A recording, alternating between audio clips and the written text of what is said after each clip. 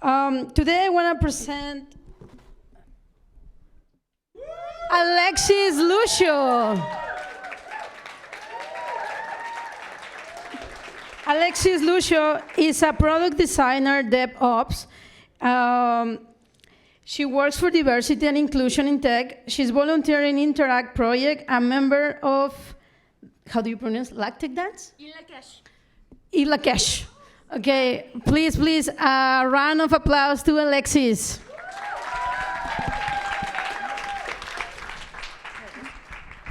Can I speak into? No, you don't. Okay. Thank you, Shanji, for taking my note cards away, because this will be very difficult. This is a beautiful crowd, and I just want to say, community has been a theme. Thank you to a fifth of my department that's here in Lakesh Interact project. I am so humbled at this moment for my first design talk to be with all of you folks. So I'm gonna try and tackle, how do you bring your authentic self to work in a world not built for you? In 5 minutes, no big deal. So I wanna start off with an analogy that I worked with an old therapist to create, and it's that every human being is a flower. Each petal represents some part of your identity, and your unique sum of experiences and permutations creates this genuine flower. When we're all in community or in a workplace in a group, ideally our diversity creates this really beautiful garden, and it's just a treasure to have. And yet, every flower is competing for resources. We all need sunlight, water, soil, do photosynthesis, and not every flower gets the same resources from beginning to end. In addition, some of us don't have the ability to be authentic in our workplaces. So I want you to imagine that you're that flower and your petals just keep getting plucked. And no matter how hard you try to gain resources or to fix yourself, the damage is already done. The bee doesn't want to pollinate with you. The gardener doesn't want to pick you. And it's relentless, and it's tiring, and it's depressing.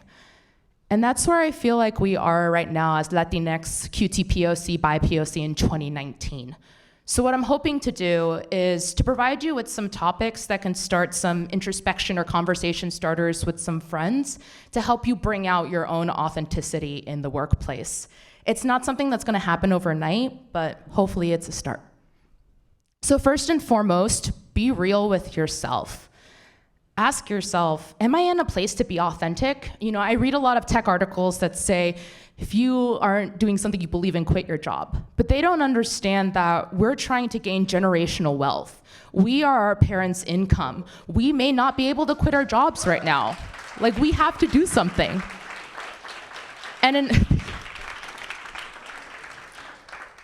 in order to do that, sometimes we do have to stay silent. We have to stay silent until we're ready to put our values over our responsibility as a Latinx. And even on the daily, with everything that happens in the news, sometimes you have to ask yourself, am I able to take on the emotional and mental bandwidth of today? Do I have space that I can hold for others? Do I have the ability to bring up to my leadership that our technology is being used for ICE? And it's okay if it's not today. You have to take care of yourself first, and remember that your experiences is not an excuse for tokenism to a one-way ticket to educational resources by your company, unless you're getting paid extra, and we all know where I'm getting paid extra. So, next slide.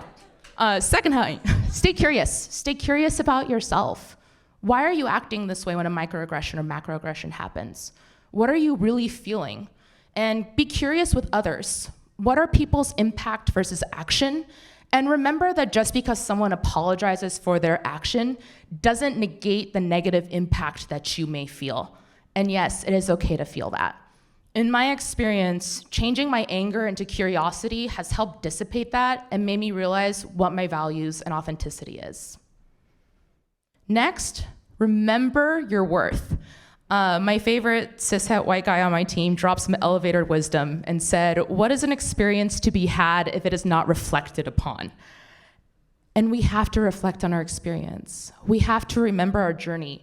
There's so much guilt and shame that the Latinx community feels that you don't realize you're doing a damn good job at what you're doing. And just embrace that.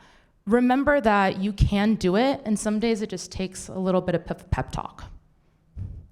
Second, or fourth, I can't count today, sorry. It's using your privilege to lift others up. In my experience, the worst microaggressions and harassment that I've received in tech is by other women of color. And honestly, there's pointless infighting that occurs within underrepresented minority groups. Use your privilege, educate yourself on historically excluded versus historically included groups. Look at oppression versus othering. Realize where you can be an ally to others and where you may need help being lifted up. The point is that our community needs to work together. And last but not least, embrace community.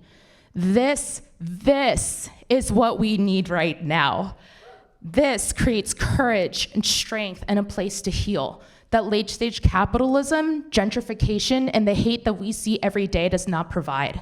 This is where our strength is going to come from, and this is how we're going to get through this. No, not done yet.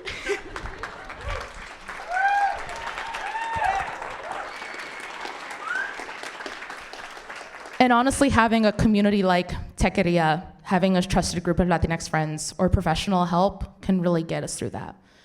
But remember that growth isn't linear. It doesn't happen overnight. Each flower has its own process to grow. So be patient with yourself.